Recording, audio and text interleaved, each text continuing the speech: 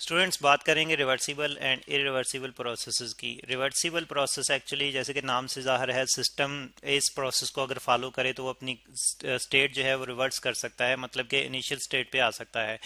और actually reversible process एक cyclic process होता है, ठीक है, यानी कि रिवर्सिबल साइकिल होता है। रिवर्सिबल प्रोसेस एक रिवर्सिबल साइकिल होता है, रिवर्सिबल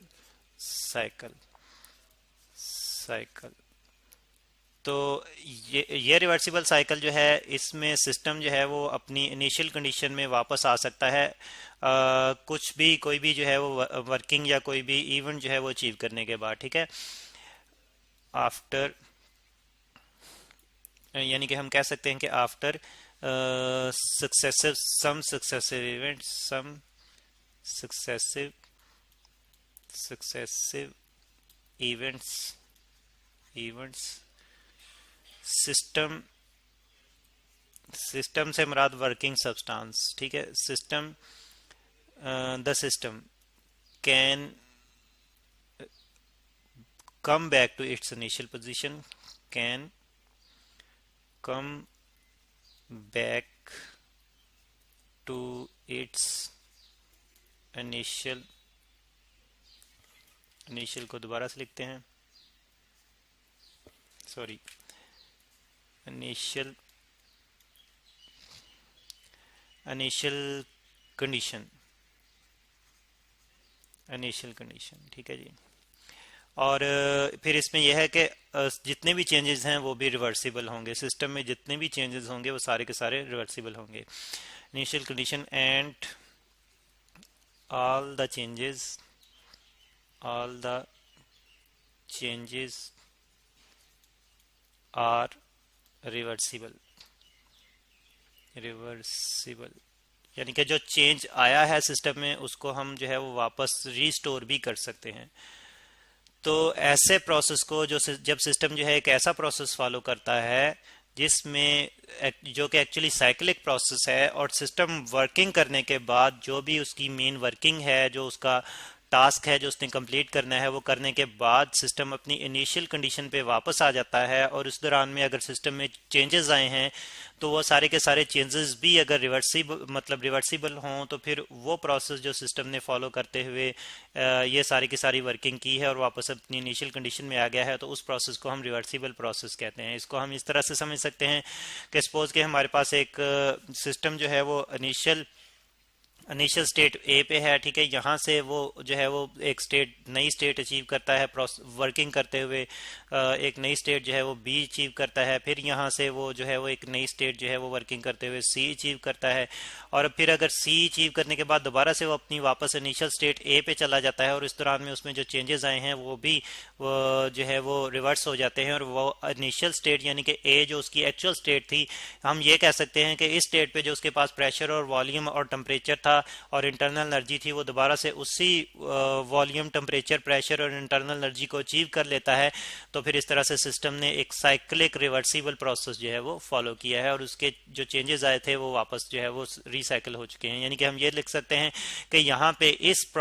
स्टेट पे उसके पास प्रेशर जो था वो पी ए था, और वॉल्यूम जो था वो वी ए था, टेम्परेचर जो था वो टी ए था, इंटरनल एनर्जी यू ए थी, ठीक है। और इसके बाद यहाँ पे बी पोजीशन पे उसके पास प्रेशर जो है वो पी बी है, और वॉल्यूम जो है वो वी बी है, और टेम्परेचर जो है वो टी बी है, और इंटरनल एनर्जी यू बी है। लेकिन यहाँ पे सी पे जो है उसके पास जो है वो पी सी है वो प्रेशर, और उसका जो वॉल्यूम है वो वी सी है, और टेम्परेचर जो उसके पास है वो टी सी है, और जो उसकी इंटरनल एनर्जी है वो यू सी है। लेकिन सी से जब दोबारा से वो ए पे आएगा तो दोबारा से वो अपनी initial pressure, initial volume, initial temperature और इनिशियल इंटरनल एनर्जी को अचीव कर लेगा। यानी कि सारे के सारे चेंजेस जो उसमें आए थे वो भी रिवर्सिबल हो चुके हैं, ठीक है। अगर हमने यहाँ पे उसको कोई हीट जो थी वो दी थी, अगर हमने इस दौरान में ए से बी तक उसको शिफ्ट करने के दौरान में कोई हीट जो थी उसको दी थी, तो वो हीट जो है वो बी से सी या फिर सी से ए के दौरान में वो बाहर निकाल देगा, ठीक है। उतनी ही अमाउंट ऑफ हीट जो है वो बाहर निकाल देगा। तो ये हम ये कह सकते हैं कि दोनों स्टेप्स के दौरान में वो बाहर निकाल देगा। यहाँ पे Q1 निकालेगा, यहाँ पे Q2 निकालेगा, और फिर हम कह सकते हैं कि Q is equal to Q1 plus Q2, ठीक है। फिर इस तरह से हम देखेंगे कि उसने जो हीट हमने उसको दी थी वो भी उसने वापस इन्वायरमेंट में रिवर्स कर दी है, वापस दे दी है, और साथ साथ जो है उसने वो अपनी इनिशियल स्टेट्स पे भी वापस आ गया है। तो फिर इस ये वाला प्रोसेस जो सिस्टम ने फॉलो कर किया, इस प्रोसेस को हम जो है वो ए प्रोसेस को हम जो है वो रिवर्सिबल साइक्लिक प्रोसेस कहेंगे या रिवर्सिबल प्रोसेस कहेंगे। ठीक है, यहाँ पे हमने 3 स्टेप दिखाए हैं, ये 4 स्टेप भी हो सकते हैं, और ये यहाँ पे हमने ट्राइंगुलर फॉर्म दिखाई है, ये एक रेक्टेंगुलर फॉर्म में भी हम रिप्रेजेंट कर सकते हैं। ठीक है, अगर 4 step A B C D इस तरह से जो है वो सिस्टम फॉलो करे तो ये भी हम रिप्रेजेंट कर सकते हैं, और ये भी एक साइक्लिक रिवर्सिबल प्रोसेस है, लेकिन इसी को हम एक सर्कुलर फॉर्म में भी जो है वो रिप्रेजेंट कर सकते हैं। ठीक है जी, सिस्टम ने जो है वो ए से स्टार्ट किया, सपोज के सिस्टम ने ए से स्टार्ट किया, और फिर उसके बाद सिस्टम जो है वो यहाँ पे आया बी पे, ठीक है, फिर इसके बाद आया सी पे, फिर इसके बाद आया डी पे, और दोबारा से वापस जो है वो ए पे चला जाए। तो फिर इस तरह से हम देखेंगे कि सिस्टम जो है वापस अपनी इनिशियल कंडीशन पे और इनिशियल स्टेट पे चला जाता है। तो इस तरह से उसने जो ये वाला प्रोसेस फॉलो किया है, ये सारे इवेंट्स को अचीव करने के लिए ये वाला जो प्रोसेस फॉलो किया है, इस प्रोसेस को हम रिवर्सिबल प्रोसेस कहेंगे। और इस तरह से फिर हम देखते हैं कि सिस्टम पे अगर कोई मैकेनिकल एनर्जी, सॉरी, सिस्टम पे अगर हम एनर्जी देते हैं तो वो वही एनर्जी जो है वापस ट्रांसफ़र कर देता है इन्वायरमेंट में। और फिर इसी तरह से फिर हम देखते हैं कि अगर सिस्टम पे अगर जो है वर्क डन करेंगे तो उतना ही वर्क डन जो है वो रिवर्स में करेगा। इसको हम इस तरह से भी समझ सकते हैं कि यहाँ पे हम ये करते हैं कि हम एक कंटेनर में जो है वो एक मूवेबल पिस्टन के साथ जो है वो ये कंटेनर जो है वो लेते हैं। एक सिलेंडर है हमारे पास एक्चुअली, जिसमें कि गैस क्लोज्ड है, और यहाँ पे हमने जो है पिस्टन लगाया हुआ है। ठीक है, यहाँ पे पिस्टन है, ये पिस्टन है, और फिर इसके बाद जो है वो हम ये करते हैं कि हम जो है वो गैस को हीट जो है वो हीटअप करते हैं, या फिर ये कर लेते हैं कि हीटअप करने की बजाय अगर हम कंप्रेस कर दें, ये हमारे पास गैस मॉलिक्यूल्स हैं। ठीक है, अगर हम कंप्रेस कर दें, ऊपर से प्रेशर अप्लाई करें, यहाँ पे हमने जो है वो प्रेशर अप्लाई किया P, ठीक है, और फिर इसके बाद जो इसका वॉल्यूम है वो V है, और उसमें चेंज आता है, बल्कि वॉल्यूम की बजाय उसमें हम ये लिख लेते हैं कि उसमें चेंज आता है डेल्टा V, और वॉल्यूम डिक्रीज हो रहा है तो इसलिए यहाँ पे नेगेटिव चेंज जो है वो रिप्रेजेंट कर देंगे। ठीक है, और फिर हम देखते हैं कि सिस्टम कंप्रेस हुआ, कंप्रेस होने के बाद उसके वॉल्यूम में नेगेटिव डेल्टा V चेंज आया, और इसके साथ साथ उसकी इंटरनल एनर्जी जो है वो भी चेंज हुई, क्योंकि प्रेशर जो है डायरेक्टली रिलेटेड है काइनेटिक एनर्जी से। अगर प्रेशर बढ़ता है तो काइनेटिक एनर्जी बढ़ती है, और kinetic energy, internal energy kinetic energy पे डिपेंडेंट है, मतलब काइनेटिक एनर्जी बढ़ी तो इंटरनल एनर्जी बढ़ गई है। इसका मतलब ये है कि सिस्टम का टेम्परेचर बढ़ गया, सिस्टम का टेम्परेचर बढ़ गया तो सिस्टम जो है वो हीट अप हो गया। तो फिर सिस्टम क्या करेगा, वही हीट जो है वो वापस इन्वायरमेंट में ट्रांसफर कर देगा जो हीट उसमें प्रोड्यूस हुई है। ठीक है, अब इसके बाद हमने प्रेशर अप्लाई करने के बाद सिस्टम को फिर उसके बाद छोड़ दिया, हमने एक्चुअली जो वर्क डन किया था सिस्टम को कंप्रेस करने में, वो उसके बाद सिस्टम को हमने फ्री छोड़ दिया। तो फिर जो है वो क्या होगा, गैस मॉलिक्यूल जो है इन्वायरमेंट से उतनी ही एनर्जी जो है वापस लेंगे, इन्वायरमेंट से उतनी ही, सराउंडिंग से उतनी ही एनर्जी जो है जो लेंगे। यानी कि सराउंडिंग पे पहले उन्होंने एक इफेक्ट छोड़ा था, एक चेंज छोड़ा था वो, और वो इफेक्ट, वो चेंज किया था, उन्होंने सराउंडिंग को एक हीट एनर्जी दी थी, और फिर क्या होगा कि वो वापस सराउंडिंग से वही हीट एनर्जी जो है वो वापस लेंगे। तो वापस लेके जो है वो हीट एनर्जी वापस लेके वो फिर गैस मॉलिक्यूल जो है वो गैस जो है वो एक्सपेंड करेगी, और उतना ही वॉल्यूम उसका बढ़ जाएगा, क्योंकि उसने उतनी ही एनर्जी जो है वो वापस ली है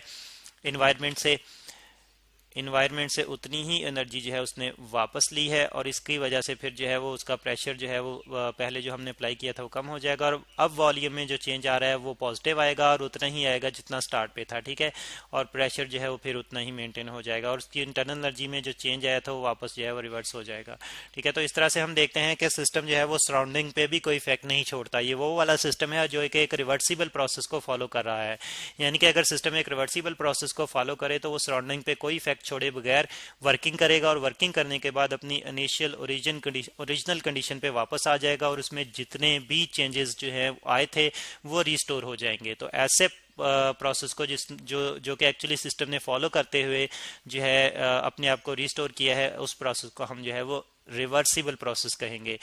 और फिर हम बात करते हैं एक इरिवर्सिबल प्रोसेस की। तो irreversible irreversible reversible process process तो इरिवर्सिबल प्रोसेस में स्टूडेंट्स हमारे पास सिस्टम जो है वापस रिस्टोर नहीं हो पाता, can not come back to initial condition condition. तो इस प्रोसेस यानी कि एक ऐसा प्रोसेस जो है अगर सिस्टम फॉलो करे जो कि रिवर्सिबल हो, तो इसमें सिस्टम जो है वापस अपनी इनिशियल स्टेट पे नहीं आ सकता। उसमें जो चेंज आ चुका है वो परमानेंटली होगा, और उसके बाद वो जो है वो उसको अगर हमने वापस उसकी इनिशियल स्टेट पे लाना भी है तो हम वो पाथ फॉलो नहीं कर सकते जो पाथ एक्चुअली स्टार्ट में जो फॉलो करते हुए हम उसमें चेंज लेकर आए थे। ठीक है, हम इसको इस तरह से रिप्रेजेंट कर सकते हैं कि अगर हमने ए से बी तक जो है वो ये पाथ फॉलो किया है, तो दोबारा से ये पाथ फॉलो करते हुए हम वापस रिवर्स डायरेक्शन में नहीं जा सकते। तो फिर ये वाला प्रोसेस जो है जो एक्चुअली ए से बी तक फॉलो किया हमने, ये इरिवर्सिबल प्रोसेस है। और एक्सप्लोजन जो है स्टूडेंट्स, इसकी एक बड़ी अच्छी मिसाल है कि एक्सप्लोजन में जो है वो हम वापस जो है वो रिटेन नहीं कर सकते, वापस जो है वो अपने सिस्टम को जो है वो उसकी इनिशियल कंडीशन में हासिल नहीं कर सकते। इस तरह से एक्सप्लोजन जो है एक इरिवर्सिबल प्रोसेस है। और स्टूडेंट्स हमारे पास बहुत सारे रिवर्सिबल प्रोसेसेस होते हैं, साइक्लिक रिवर्सिबल प्रोसेसेस होते हैं, लेकिन सिस्टम में वो 100% रिवर्सिबल नहीं होते। सिस्टम में किसी ना किसी हद तक जो है वो किसी ना किसी कंडीशन में लाजमी चेंज आता है, चाहे वो कंडीशन उसकी, चाहे वो स्टेट उसकी इंटरनल एनर्जी हो या कोई और जो है वो स्टेट वेरिएबल हो। तो 100% हम जो है उसकी कंडीशंस को रिस्टोर नहीं करवा सकते, लेकिन फिर भी उसको ऑन एवरेज जो है हम रिस्टोर करवा लेते हैं। तो फिर अगर ऑन एवरेज उसकी इनिशियल कंडीशन पे रिस्टोर करवा देते हैं तो फिर हम उस प्रोसेस को रिवर्सिबल प्रोसेस कहते हैं, जिसको हमने फॉलो किया उसकी इनिशियल कंडीशन पे लाने के लिए। तो स्टूडेंट्स ये है रिवर्सिबल प्रोसेस और इरिवर्सिबल प्रोसेस।